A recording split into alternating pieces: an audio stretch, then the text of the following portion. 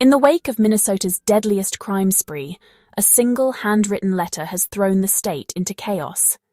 Found in the car of accused killer Vance Boelter, the letter is addressed to FBI Director Kash Patel and claims to be a confession. But it's more than an admission. It's a direct accusation against the highest levels of state government. Boelter's words don't just confess, they allege a conspiracy, naming names and outlining a supposed plot. The letter's final line, "If you don't believe me, ask Tim Walz," has exploded across the media, turning a criminal case into a political crisis. So far, no official authority has dismissed Boelter's claims, and the public is demanding answers. The context is chilling. Boelter's car held a rubber mask, tactical gear, and a fake police car, evidence of careful planning. This wasn't a random act, it was methodical, calculated. So, when Boelter writes a detailed confession, can it be ignored simply because it's inconvenient? The letter's existence has forced a reckoning, raising questions about power, truth, and the lengths people will go to protect both. Whether Boelter is a liar or a pawn, his words have ensured this story won't fade. The questions he's raised now demand answers from those at the very top.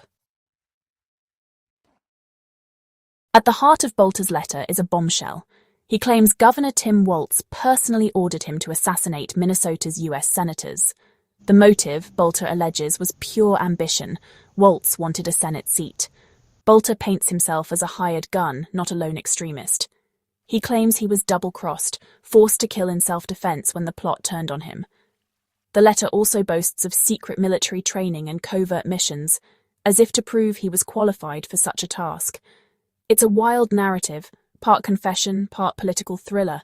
The accusations against Walz and the senators are the headline, but the entire letter blurs the line between delusion and conspiracy.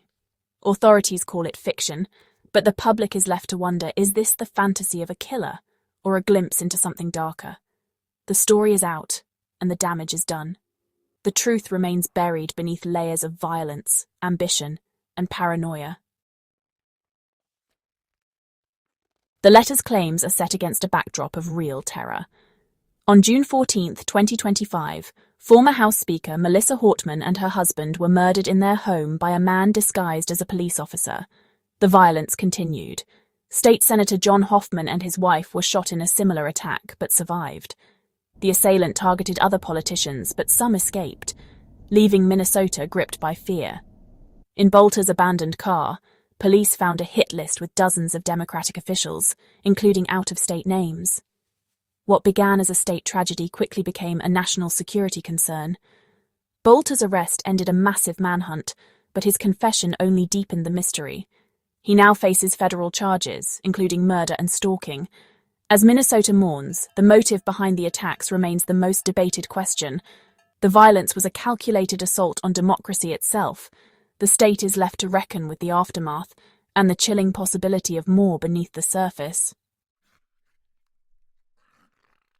So far, no official authority has made a public statement dismissing Boelter's claims, and the investigation continues without any direct comment on their validity. Investigators have found no records, no witnesses, and no proof of Boelter's alleged military background. Prosecutors say the motive was political extremism, not conspiracy. But the public is split. Some see Boelter as a delusional killer, others suspect a cover-up, pointing to the meticulous planning of the attacks. Online debates rage, with each side seeing what they want in the chaos. The truth may never be fully known, but Boelter's letter has ensured the events of June 2025 will haunt Minnesota's politics for years. The scars and the questions remain.